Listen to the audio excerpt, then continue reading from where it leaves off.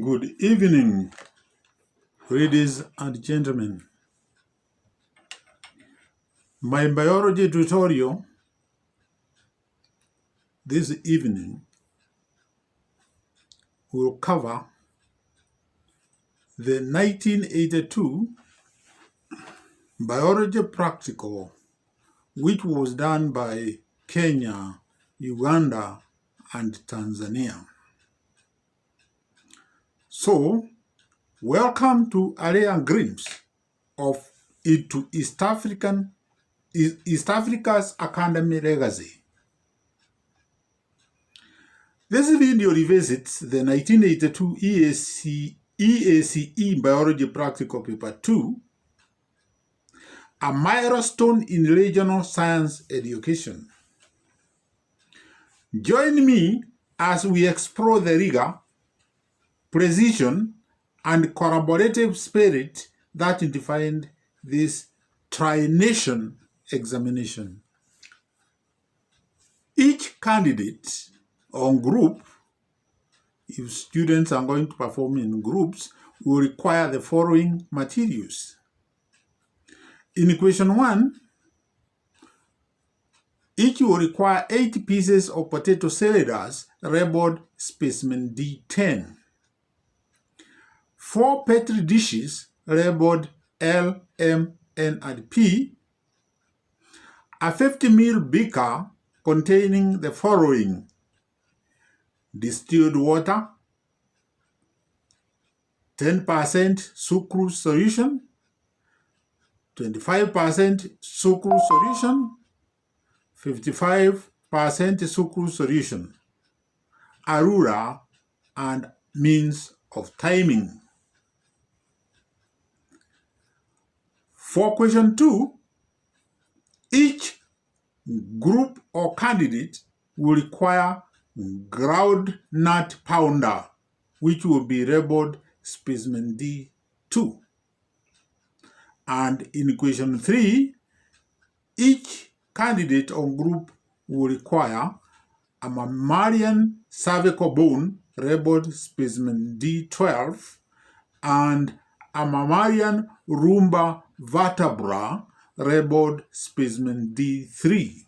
So, I will now show what each candidate of group will require in terms of the materials. So we have the potato cylinders, Specimen D10. They will look the way you see in the slide. And then we have groundnut, Specimen D11, but you are not going to be given groundnut. This groundnut will be grounded into groundnut powder.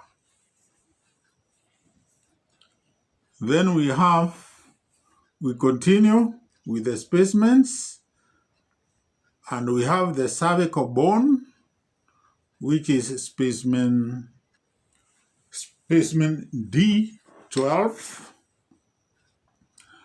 lumbar vertebra, Specimen D13. All these bones are mammalian bones.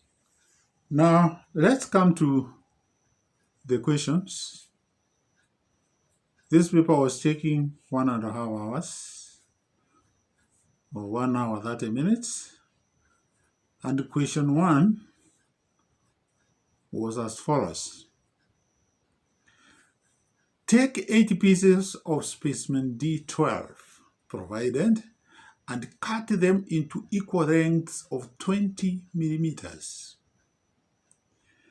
In each of the Petri dishes labeled L, M, N, and P, place 2 pieces of D10. In L, and distilled water. In M, and 10% sucrose solution. In N, and 25% sucrose solution. And in P, 55% sucrose solution. Make sure that the pieces are completely submerged. Leave them for 45 minutes and then measure the pieces to the nearest millimeter. So you reckon your results in the table. The first column is the dish, L, M, N, and P. Second column is final length, which is 20, 20, 20, 20. Final average length, you record. Change in length, you record, and then calculation of percentage. Then explain the results in A Roman 1, L, and in A Roman 2, P. Question 2. A. Carry out food tests on specimen D11. Use the table below to record your procedures and findings. So you have the table there. Testing for, treatment, observation, and reduction, where you are testing for starch, reducing sugar, fat, and protein. Question 2B. Using your deductions in 2A, state and explain 2 ways in which a human body could benefit from D11. So you have benefit, explanation, and benefit 2, and explanation. Question 3. A. Examine specimen D12 and D13. Identify them, giving 2 reasons to support your answer in each case. So you have D12, identity and reason 1, reason 2, and D13, identity, reason 1, and reason 2. Question 3B. Draw and label the anterior view of D12. D13. Question 3C. Select any 2 structures labeled in D13. For each structure, state 1 function and how it is adapted for that function. So you have the table there, structure, function, and adaptation, Roman 1 and Roman 2. So now let's come to the marking of the examination. Question 1A. For dish L, the final length 20,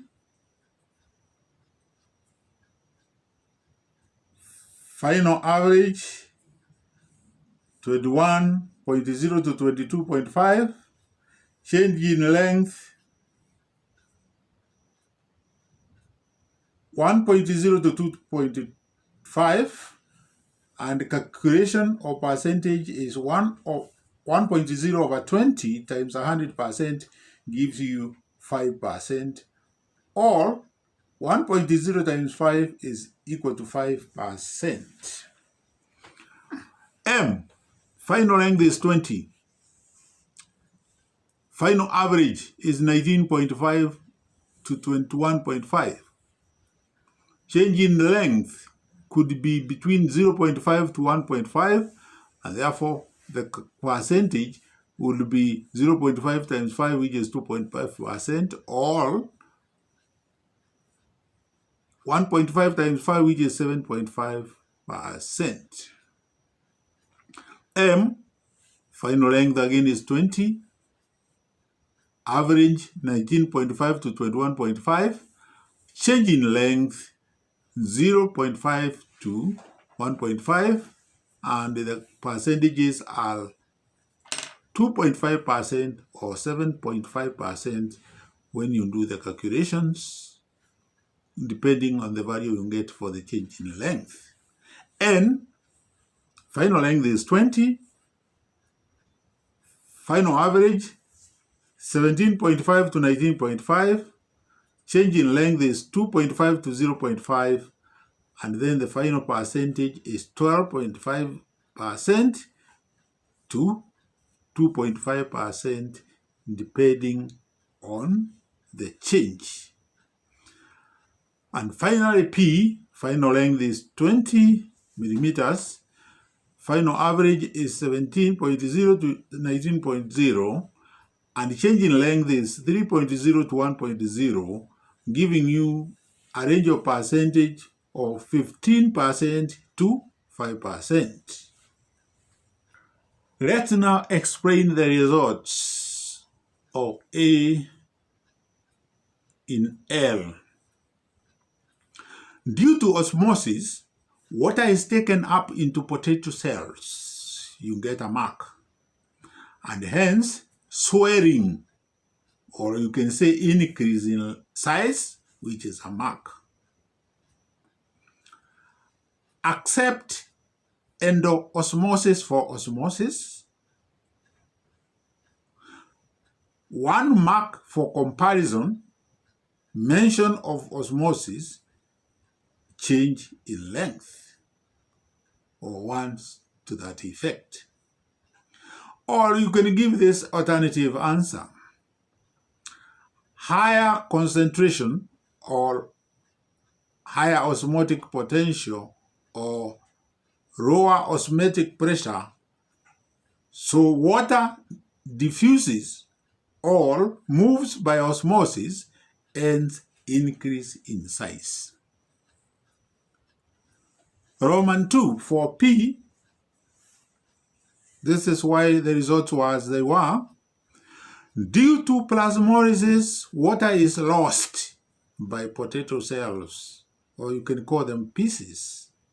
You get a mark, and hence a reduction in size or once to that effect.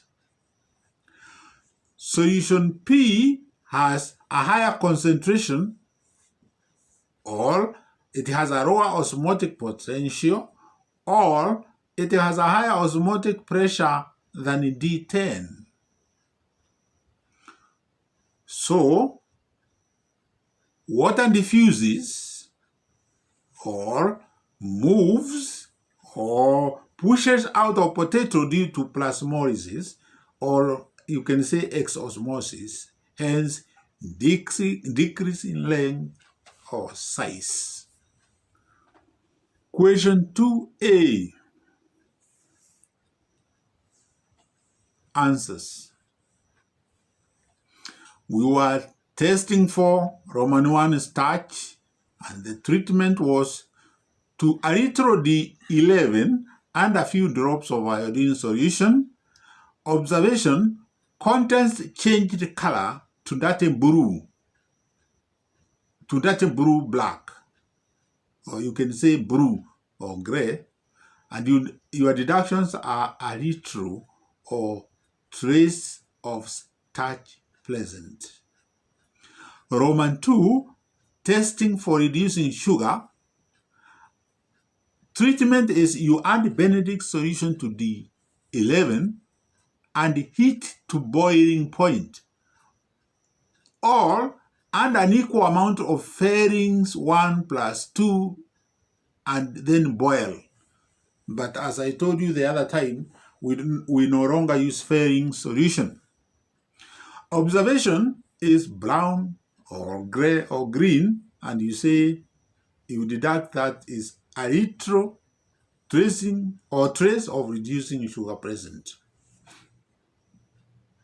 Testing for Roman 3 fat. How do you do the test? Rub or squeeze D11 on white paper. You get a mark.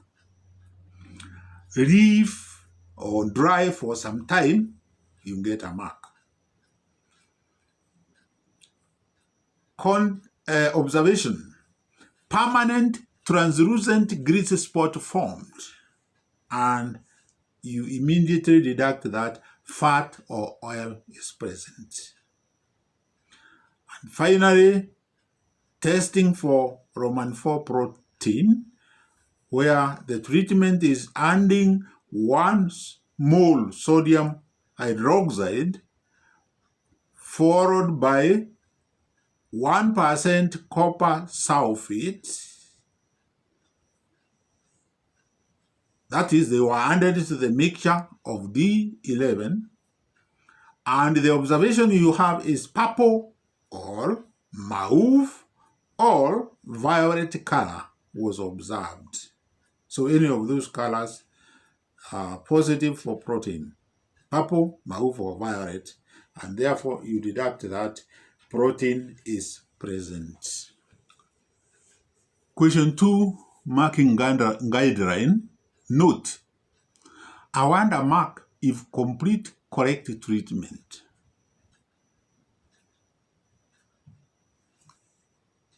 If treatment is wrong, stop marking. If no dry for some time,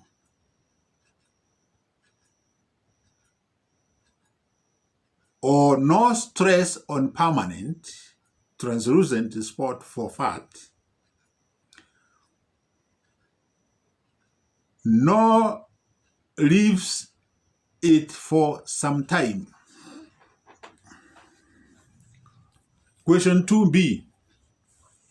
Using deductions in 2a, state and explain 2 ways in which a human body could benefit from D11. The benefit is supply of energy to the body, to show that carbohydrates are oxidized. And the explanation is through cell respiration, glucose or fat or protein will release energy.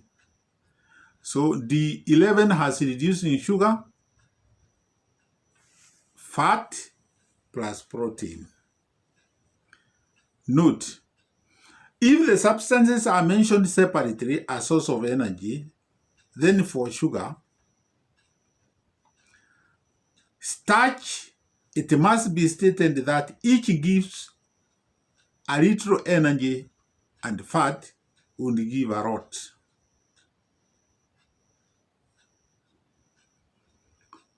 No mark if this difference is not given. Allow mark for explanations. Question 2, benefit Roman 2, growth and development or repair of living tissue. Explanation, protein which is present in D11, you give a mark, is the material used in building up the body tissue and enzymes. You give a mark. When in building up the body tissue by new ones. Or you can say benefit, insulation, that is because fat was present. Explanation, when stored, fat provides insulation to the body. Question 3a, Roman 1, D12, identity, it's a cervical vertebra. You get a mark. But reject cervical vertebra or cervical bone in vertebra column. So if you say cervical vertebra in vertebral column or cervical bone in vertebral column, you reject. But you can accept vertebra. Reason 1, it has 2 vertebral canals present, or it has foramen. And reason 2, it's relatively short. It has relatively short neurospine, or it has short transverse process, or it has cervical ribs. D13 identity is lumbar vertebra, and the reason is it has metaphysis, or you say anaphysis or hyperphysis. And also it has transverse process, or you can say it has wrong transverse process. Reason 2, it has large centrum, or it is broad or well-developed, or it has broad or well-developed long neurospine, or the neurospine is big and wide. So, drawing and labeling the interior view of D13 is there. The labels are there. You can see neurospine.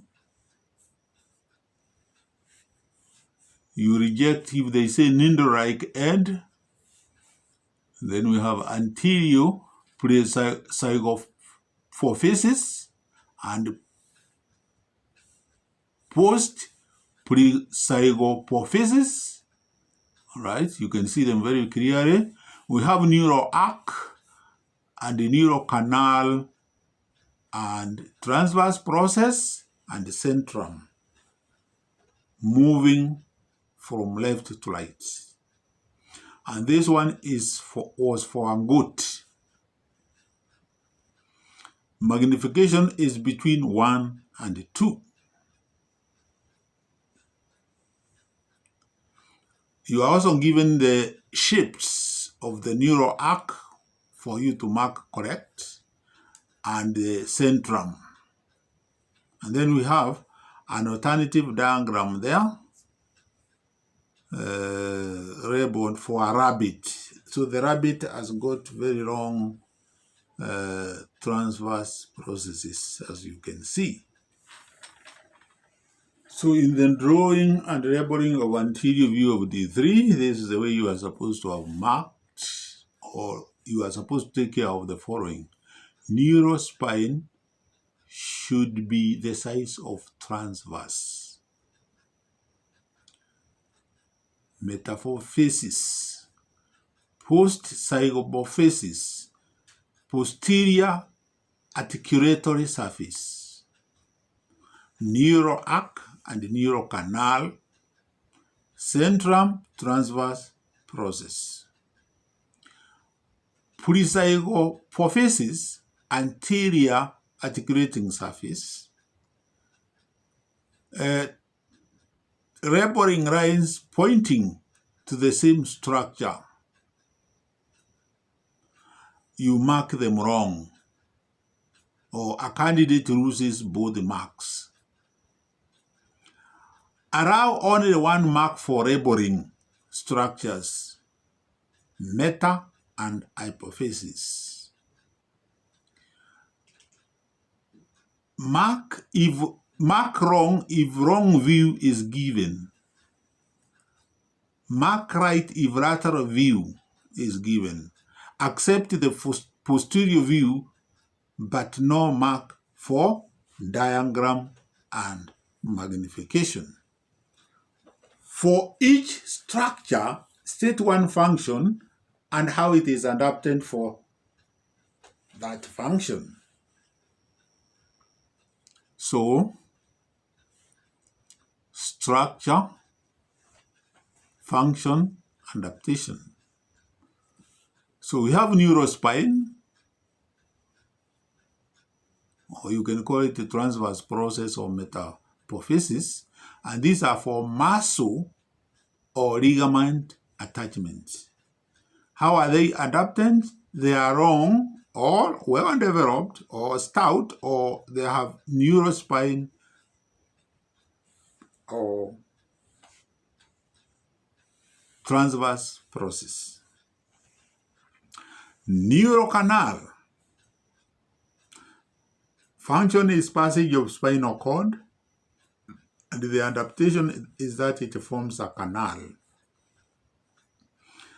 Centrum function is extra strength or extra support, because now, if you look at it, it is large, well-developed, or broad, or strong, or it is stout.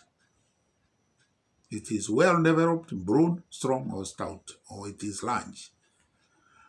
Structure, zygapophysis or facets. Function is articulating surfaces. All right, adaptation, they are smooth because they meet with other parts for articulation. And finally, we have the neural arc. Function is protects or encloses spinal cord and forms arc to complete canal as an adaptation. Except any two, the structure must have been labeled on the candidate's diagram for you to award marks. I'll end this video with the following remarks.